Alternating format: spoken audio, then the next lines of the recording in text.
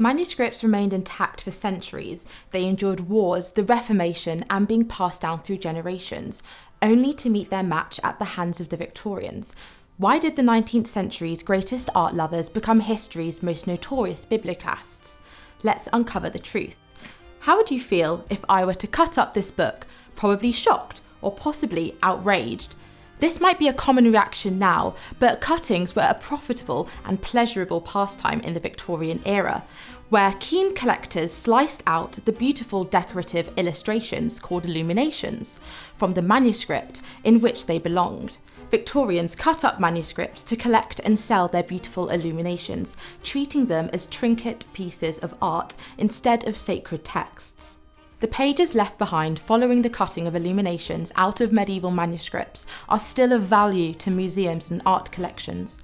The Victoria and Albert Museum holds manuscript leaves in their collection to show the physical scars of the Victorian craze for cutting. One striking example is a 15th century leaf from the Book of Hours from the V&A's collection. An obvious square hole gapes where an illumination was cut out, leaving only the text and decorated initial D on the parchment. This missing piece was likely sold as a miniature, a standalone artwork. For Victorians, the value wasn't always in the text, but in the imagery. Essentially, it was medieval craftsmanship repurposed for decoration. Compare this to an intact leaf in the Barber Institute of Fine Arts collection seen here. This manuscript cutting visualises the biblical story of the flight into Egypt as recounted in the Gospel of St. Matthew. In a dream, an angel warns Joseph that King Herod is a grave danger to the infant Christ, so Joseph takes Mary and the newborn child to Egypt for safety. The scene remains whole, surrounded by detailed marginalia and opulent gold initials. The difference between the two manuscript cuttings is stark. One page tells a whole story, while the other is a fragment, forever altered by Victorian hands. But why did this happen? Two key reasons: profit and aesthetics.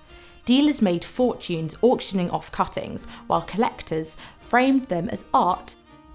Even famous figures like the art critic John Ruskin justified cutting manuscripts for educational purposes. Meanwhile, the arts and crafts and Pre-Raphaelite movement, led by William Morris and Birmingham's Edward Burne-Jones, celebrated medieval designs, and in referencing them in their own work, turned them into fashionable motifs rather than sacred texts. Not everyone approved. Religious movements such as the Tractarians movement believed it was right to preserve the manuscript as they were. However, most Victorians saw the books as relics of a romantic past, beautiful but not untouchable. Today, the decimation of artefacts and their repurposing poses difficult questions. Should we be grateful these cuttings survived at all, or are we horrified by what was lost by the cutting process? Modern museums now face their own ethical dilemmas. Digital reunification projects try to piece fragments together virtually, whilst conservators debate whether to restore damaged pages or leave the cuts visible as historical evidence. The Victorians weren't alone in reshaping the past to fit their present. We still grapple with the same tensions. Is it preservation when we digitise manuscripts, or is it another kind of alteration? The story of these illuminated manuscripts continues to evolve from the medieval world that made them, through the Victorian hands that cut and reframed them, to the present day where we display, digitally manipulate, film and represent the cuttings and manuscripts. Every generation that has interacted with the manuscripts has left its mark. This exhibition explores their legacy.